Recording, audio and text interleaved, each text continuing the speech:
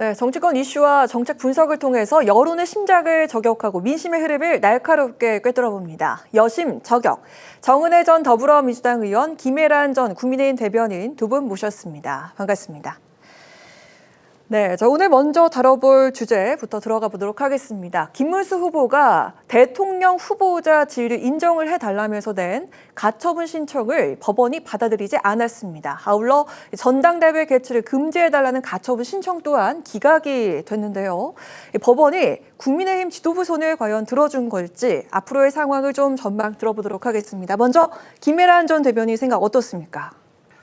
네, 지금 딱히 지도부의 손을 들어서 앞으로 후보 교체가 자유로워졌다 이렇게까지 판단할 수는 없습니다. 네. 왜냐하면 지금 가처분을 인정하기 위해서는 여러 가지 요건들이 있는데 특히 중요한 것이 이제 보전의 필요성이라고 해서 이제 이 가처분을 인정하지 않으면 현저한 손해가 우려되거나 급박한 위험이 있다 이런 것들에 대한 조건이 따로 필요합니다. 그런데 그 부분에 대한 소명이 없었을 수도 있고 그런 것들을 입증하기 위해서는 사실 증거 같은 게 필요한데 지금 워낙 빠른 시간 안에 이렇게 신청을 하다 보니까 네. 그런 자료가 준비가 안 돼 있을 수도 있고 또 하나의 가능성은 법원 입장에서 이런 정당 활동의 폭넓은 자유를 인정해서 이렇게 하나하나 개입해서 전당대회는 열지 말아라 아니면 후보 교체는 앞으로 어떤 경우에도 금지된다라는 식의 이런 개입을 하지 않고 사법부가 자제했다고 볼 수도 있습니다.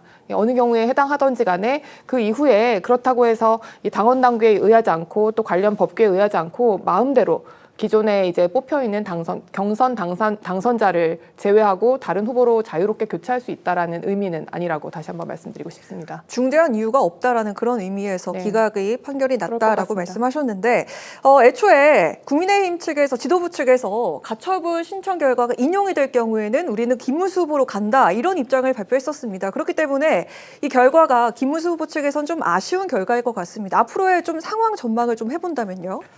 네, 그래서 당장 이제 오늘 저녁 8시에 의총을 다시 또 소집을 했다고 이제 보도에 나왔는데요. 아마 후보 교체가 가능한 어떤 다른 추가 절차가 있을 거라고 생각이 됩니다.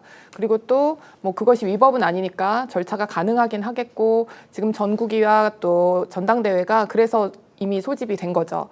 그렇지만 아무 이유 없이 예를 들어서 어떤 경선 절차를 대체할 수 있는 정도의 그런 어떤 절차가 있지 않았는데 다른 사람을 후보로 해서 전국이나 전당대회로 후보를 교체하는 것까지는 좀 힘들지 않을까라는 생각입니다. 네, 알겠습니다. 지금 이 상황을 민주당 측에서 바라보는 시각은 어떨까요? 네, 너무 상식적으로 이해가 되지 않아서 제가 요즘 우프다 이런 표현을 많이 쓰고 있는데요. 우참이라는 얘기도 민주당 측에서 나오고 있더라고요. 네, 맞습니다. 이게 저희가 웃어야 할지 울어야 할지 이렇게 잘 모르겠는 상황인데요. 일단은 국민의힘이 참으로 좀 흥미로운 실험을 하고 있다. 당의 자당 후보를 제가 보기에는 분명히 정당한 후보로 선출이 되었거든요. 특히 김문수 후보 같은 경우는 벌써 이 선거를 위해서 3억이나 냈다고 합니다. 네, 그래서 토너먼트식으로 8강, 4강, 2강까지 해서 이렇게 올라간 건데 그 정당한 절차를 거쳐서 나온 후보가 좋든 싫든 그 당의 후보라고 저는 생각을 합니다. 민주주의라는 것은 그 룰을 지키는 자가 존중받아야 되는 사회죠. 하지만 지금 국민의힘이 보여주는 것은 정당 민주화가 아니라 저는 정당 사유화라고 보여집니다. 특히 지도부들은 본인의 입맛에 맞는 후보를 선출하기 위해서 지금 이런 룰까지 변경을 하고 푸시하고 기존의 그 당선된 후보를 압박하고 있는 상황인데요. 김문수 후보가 그 당선이 되자마자 정식적인 정당이라면요. 제가 정당 생활을 오래 해서 보면은 그 후보가 지금 당선이 토요일에 되지 않았습니까? 네. 아마도 토요일 저녁에 바로 의총을 하고 또 당선증을 수여하고 그리고 지금 언론에서도 많이 나오지만 백드롭 같은 것도 바꾸고요. 모두가 김문수 후보 체제로 변경을 한 다음에 아마도 적어도 토요일, 일요일 정도는 그 허니문 기간이라고 하죠. 그런 세레모니를 하고 나서 아마 월요일부터 정당하게 논의를 했다면 김문수 후보도 그 서운함이 덜했을 거라고 생각을 합니다. 하지만 그런 절차 없이 후보 기간 중에 단일화를 직시하겠다고 하지 않았느냐라고 지도부가 요구를 하면서 당선이 된 지 3시간 만에 단일화를 요구를 했다고 합니다. 네. 이런 상황에서는 본인도 인정을 할 수가 없겠죠. 하지만 오늘 저는 법원의 기각도 조금 이해가 되지는 않고요. 정말 이 돌아가는 상황이 저희가 정말 후대의 10년, 20년 뒤에 우리의 다음 세대들에게 어떻게 이 상황을 설명해야 할지 조금 염려스러운 부분도 있습니다. 또 하나, 전당대회가 지금 만약에 주말에 개최된다고 했을 때 네. 우려스러운 부분이 있는데요. 기존에는 당원 50, 여론조사 50 이런 식으로 후보를 결정했는데 지금 또 법원에서 여론조사도 발표하지 말라고 했습니다. 그렇죠. 네. 그렇다면 아마도 정당에 있는 의원들이라든지 대의원들이라든지 당원을 통한 선출이 된다고 한다면 그렇게 되면 누가 유리하겠습니까? 그렇게 되면 한덕수 전 총리가 더 유리하다고 보여지는데요. 이 상황을 김문수 후보가 그냥 지나칠까요? 그렇다면 더욱더 큰 갈등이 이루어질 수밖에 없고 11일까지 이번 주 일요일까지 후보가 결정이 되지 않았을 때는 사실은 한덕수 후보 같은 경우는 무소속에 이름을 달고 해야 하는데 그것 또한 2번을 달지 못하는 상황이 되겠죠. 그래서 저는 애초에 한덕수 후보가 크게 잘못한 게 뭐냐면 본인이 작아도 정당을 하나 만들고 소속 의원을 몇 명을 섭외를 한 다음에 먼저 후보로 등록을 했었어야 됐다고 봅니다. 지금 무소속으로 본인은 또 이제 출마를 하지 않겠다고 협박을 하고 한다면 저는 한덕수 후보조차도 보수의 후보로서 나갈 자질이 충분하지 않다고 여겨집니다. 네, 알겠습니다. 자, 그리고 곧 열릴 의총 이전에 오늘 드디어 의총이 열렸습니다. 국민의힘 의원총회에서 처음에는 김문수 후보가 하트를 그리면서 좀 화기애애한 분위기로 시작하는가 싶더니 마지막엔 파국을 맞은 것 같은 그런 분위기로 연출이 됐었는데 김문수 대선 후보와 지도부가 결국 설전을 벌였습니다. 김문수 후보는 강제 단일화 시도는 불법이며 응할 수 없다라고 밝힌 뒤 퇴장을 했고요. 지도부는 실망스럽다면서 불쾌감을 드러냈습니다. 오늘 의총 상황 어떻게 보셨는지 김혜란 전 대변인 들어보도록 하겠습니다. 네, 그래도 역시 좀 관록의 정치인 다웠다는 생각은 들었습니다. 김문수 후보가요? 예, 네. 지금 이렇게 단일화가 힘들어지고 양쪽 그 갈등이 극단적으로 지금 치닫고 있는 상황인 걸 다 알고 있었음에도 불구하고 서로 꽃다발 주고 네. 되게 하트도 그리시고 하셨어요. 네. 그리고 나서는 분위기가 좋아서 막 박수도 받고 했는데 그 자리에서 바로 직격했습니다. 네. 지금 무소속 후보를 우리 당 대통령 후보로 만들기 위해서 온갖 불법 부당한 수단을 동원했다. 당원 당규 위반이고 민주적 질서를 파괴하는 반민주적 행위 즉각 중단하라 이렇게 말하면서 이제 내가 직접 나가서 이기겠다, 승리하겠다 네. 그러면서 단일화를 거부하는 표시를 그 자리에서 했거든요. 근데 그리고 나서 또 할 말만 하고 퇴장을 해버렸습니다. 사실 막 만류를 하는데도. 근데 사실 이제 연세가 있으시고 또 워낙에 또 이제 그 경력이 있으신 우리 당의 또 그 원로 정치인이기 때문에 다들 물병을 던진다든지 막 이렇게 험한 말을 한다든지 이런 거는 못하고 그냥 이제 다들 그냥 보낼 수밖에 없었어요. 네. 그런데 사실 그래서 이런 어떤 기싸움에서는 좀 승기를 잡은 것 같았습니다. 네. 네. 좀 거기다- 주도권을 가져왔다 이 정도로 좀 네네. 해석을 하면 될까요? 왜냐하면 지금 당 지도부에서 지금 바꾸겠다고 하는 게 그 당무 우선권에 또 그 특례 조항으로 되어 있는 74조 2항에 또 이런 그 후보 선출에 대한 모든 규정에도 불구하고 그 당 선관위와 또 최고위원 회의에서 뭔가 그 후보 절차에 대한 뭔가를 바꿀 수 있다라는 그 상당한 이유가 있을 경우에 이런 특례 조항을 지금 얘기를 하려고 하는데요. 도대체 이 상당한 이유가 없다라는 점에 대해서 굉장히 의원들 다 모아놓고 사실 선포한 것과 마찬가지입니다. 그 내가 전당대회에서 딱 선출되자마자 3시간 만에 나는 이러이러한 요구를 받았고 이런 건 사실은 전당대회가 이제 진행되고 있는 중간에도 네. 다른 무소속 후보와 어떤 이 이후에 후보 추대를 위한 어떤 절차가 진행됐다라는 것을 내가 알게 되어서 이 절차 자체가 너무 부당하기 때문에 내가 단일화에 응할 수 없다라고 설명을 했거든요. 네. 네. 근데 그런 것들이 사실은 이럴 줄 알았으면 의총에 굳이 불러서 이런 이야기를 다 들을 이유가 없었을 텐데, 네. 이런 점에서 사실은 좀 관록의 정치인이었다라는 생각은 들었습니다. 정은혜 전 의원께서는 어떻게 보셨습니까? 네, 저는 그 한덕수, 김문수 후보를 두고 처음에는 무슨 잘못된 만남인가 아니면 밀당을 하고 있나 이런 그냥 가벼운 생각을 하고 있었는데 오늘 저는 의총에서의 결과를 놓고 봤을 때는 이건 단순한 갈등이 아니라 지도력을 상실한 정당의 민낯이다. 라는 생각을 했습니다. 이미 경선을 통해 선출된 후보가 있었고 이거를 며칠 만에 바꾸겠다고 하고 그 후보는 또 의총에 나와서 본인이 돼야 한다는 것들을 또 설명을 하는 것 자체가 정당 민주주의의 기본 질서조차 무너뜨린 것이다. 그리고 심각한 것은 이러한 내용이 지도부의 리더십 또한 위기인 것이다. 라는 생각이 듭니다. 국민의힘 전체가 대선을 정면 돌파할 준비가 안 된 집단이다. 수권 정당으로서 준비가 되지 않았다라는 생각이 들었고요. 정치라는 것은 선택의 연속입니다. 그렇다면 그 선택에 있기 이전에 있어야 할 것은 바로 신뢰입니다. 하지만 오늘 의총의 결과를 보고 저는 그 당의 후보에 대한 신뢰도 떨어졌고요. 지도부에 대한 신뢰도 모두 다 실종된 정치 참사의 현장이라고 저는 보여졌습니다. 네. 자, 아까 말씀하신 것처럼 이런 가운데 중앙선관위가 국민의힘 단일화 여론조사 결과 공표가 불가하다 이렇게 통보를 했네요. 앞서 김문수 대선 후보와 한덕수 예비후보를 대상으로 후보 선호도 조사를 실시를 했었지만 공직선거법상 공개할 수 없게 된 겁니다. 당초에 국민의힘 지도부는 여론조사로 단일화 압박 수위를 높였었는데 이제 과연 지도부가 어떤 판단을 내리는 것이 좋을까요?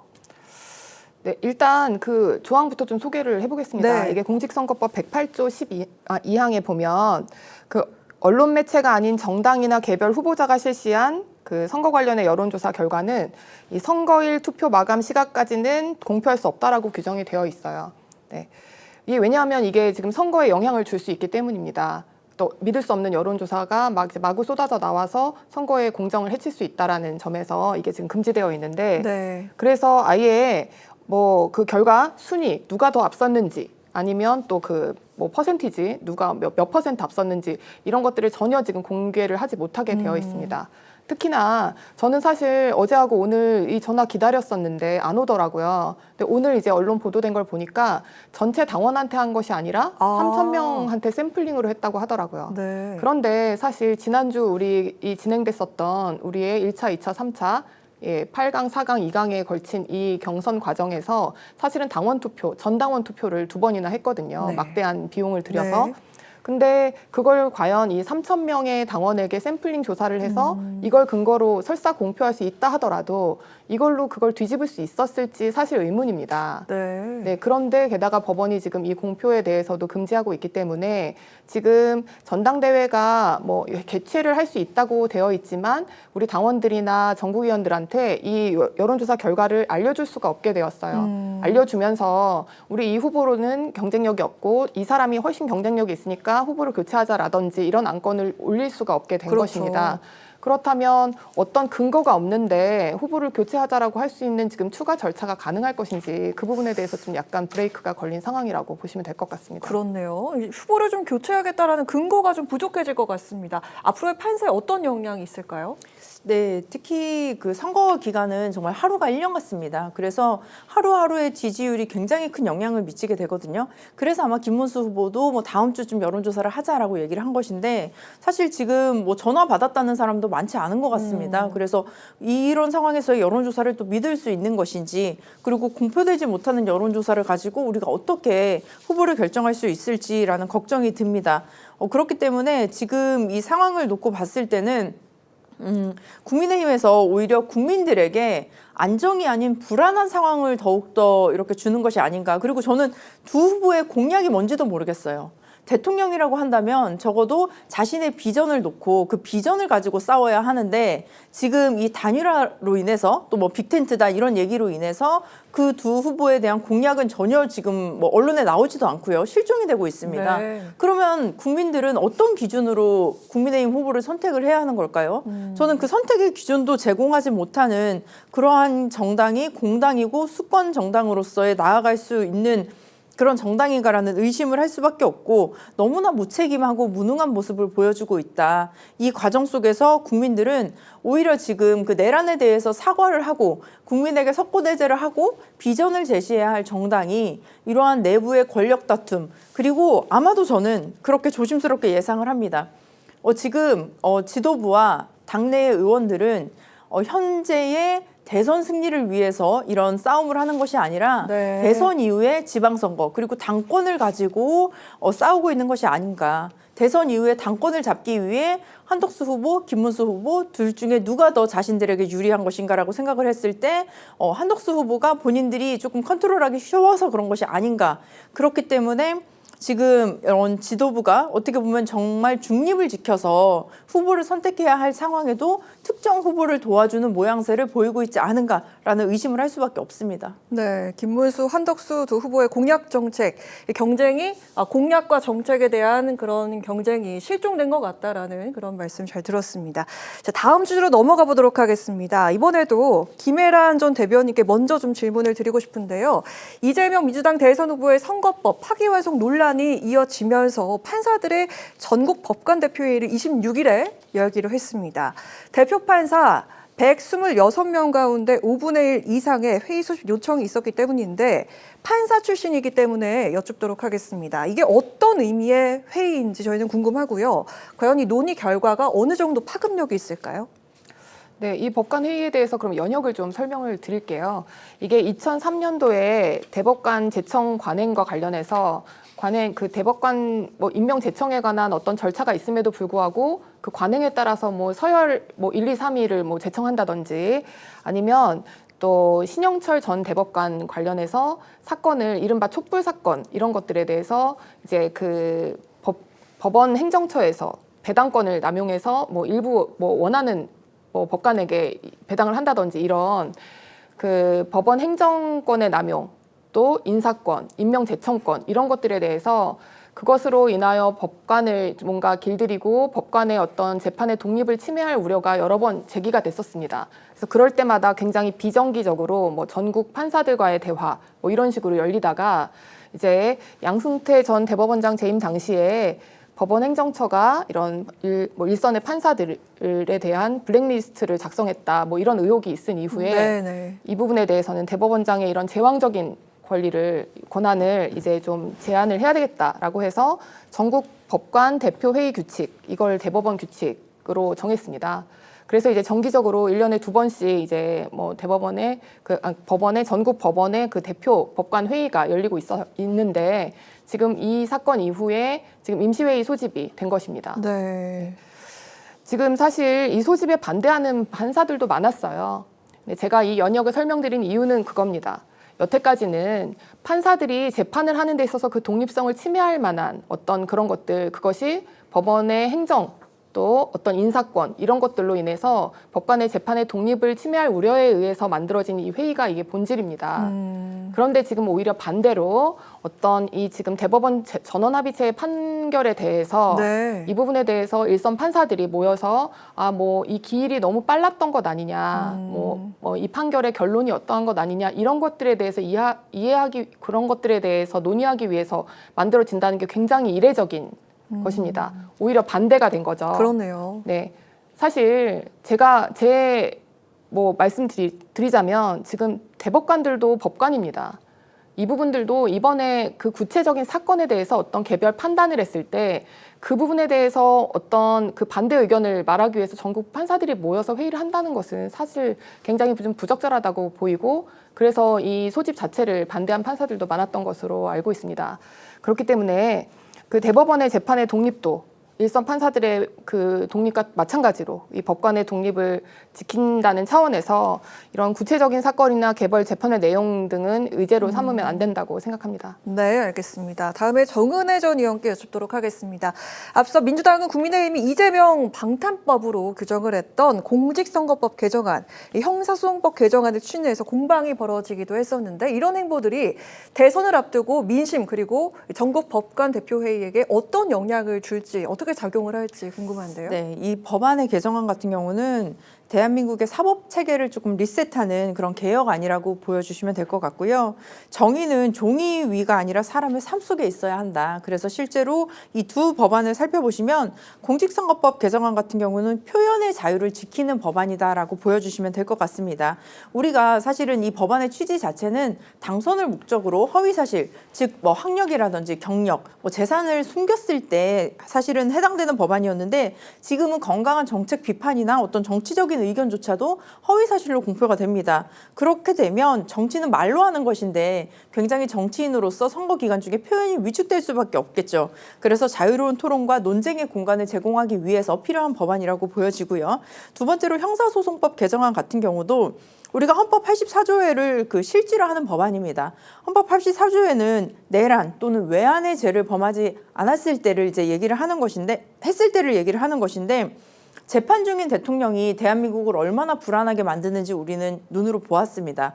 그렇기 때문에 이 법은 누군가 개인을 위한 법이 아니라 대한민국의 헌정 질서를 지키기 위한 법이고 선출된 권력에 대한 사법권의 무제한의 개입을 그렇게 차단하는 법입니다. 특히 오늘 전국 법관 대표 회의라는 것은 사실 이 부분에 있어서 사법부가 선거에 개입하는 듯한 모습을 보였고 그 부분에 있어서 문제를 제기한 판사분들도 많이 계셨던 걸로 알고 있습니다. 그렇기 때문에 국민의 권리를 지키는 것 그리고 선거의 권리를 지키는 것 이러한 측면에서 이루어진 것인데 앞으로 이번 계기를 통해서 또 사법부의 변화 또 국회의 변화가 전 더 요구된다고 보여집니다. 네, 이제 마지막 질문 드리겠습니다. 민주당은 오늘 조희대 대법원장의 자진 사퇴를 재차 촉구를 했습니다. 사퇴하지 않으면 보류했던 탄핵 카드를 다시 꺼낼 수 있다 이렇게 밝혔는데요. 특검법 발의를 유보하면서 민주당이 그동안 수위 조절에 나섰었는데 다시 이 거취 문제를 언급한 건 과연 어떤 의도일지 김혜란 전 대변인께 여쭙도록 하겠습니다. 어떻게 보십니까? 네, 사실 선거를 앞두고 이 지금 어떤 재판 결과가 마음에 들지 않는다고 해서 법관들에 대해서 뭐 탄핵, 특검 이런 것들 하게 되면 중도층 표심에 분명히 영향이 있을 겁니다. 그래서 그걸 두려워서 사실 이 보류를 한 것이죠. 네. 예. 그렇지만 또 간접적으로는 전국 법관 대표회의 뭐 이런 걸로 뭐 사법부가 알아서 자정작용을 좀 하기를 바란다 이런 식으로 압박하고 있고 또 자진 사퇴를 해라 이렇게 말하고 있어요. 하지만 이건 결국 다 이제 파기환송 후 이 항소심 판결에 영향을 주려는 목적도 있다고 보입니다. 그리고 또 이런 식으로 사법부 길들이기를 하는 목적도 있다고 보이기 때문에 오히려 저는 지금 열리기로 되어 있는 전국 법관 대표회의에서 이런 그 재판 결과에 따른 법관들에 대한 탄핵이나 특검 시도 이런 것들을 안건으로 삼아서 또 그 사법부의 독립을 지키고자 하는 노력이 있어야 되는 거라고 생각합니다. 네, 정은혜 전 의원. 네, 제가 페이스북에 최근에 글을 하나 올렸었는데요. 네. 이게 대법원이 아니라 대충법원이 아니었냐. 대충이요? 대충법원. 아, 네. 대법원이 아니라 대충법원이었다. 그리고 재판이 아니라 제거를 하기 위한 것이 아니었느냐라는 글을 남겼습니다. 사실은 그 조희대 대법원장 덕분에 저희 더불어민주당이 5월 1일부터 당원 가입자 수가 폭발적으로 늘었습니다. 하루에 5,000명씩 늘어나고 있거든요. 그래서 이런 상황이 벌어지고 또 5월 1일부로 해서 이재명 대통령 후보를 주제로 하는 책들이 지금 베스트셀러의 상위권을 교보문고에서 차지하고 있습니다. 결국 국민의 합니다라는 책은 1위를 기록했고요. 톱 10에 6개의 책이 바로 이재명 대표가 관련된 이제 책들이 지금 팔리고 있습니다. 그 말은 도대체 무엇입니까? 국민은 어떻게 보면 재판의 결과보다는 이재명 후보에 대한 메시지라든지 철학을 더 이해할 수 있게 되었고 그리고 지금 현직 판사들이 앞서 말씀드린 대로 실명을 걸고 사퇴를 요구하고 있는 상황입니다. 법원 내부에서조차 문제를 지금 제기하고 있는 상황인데 고등법원이 밝힌 재판 연기 사유는 균등한 선거운동 기회의 보장이었습니다. 그렇다면 조희대 대법원장과 대법관들이 이를 몰랐을까요? 저는 충분히 이 헌법적 가치를 알고 있었다고 생각합니다. 그럼에도 그러한 판결을 내렸다는 것은 국민의 그 주권을 찬탈하려는 의지가 있었던 것이고 그래서 국민들이 분노를 하고 있는 것이 아닌가라는 생각이 듭니다.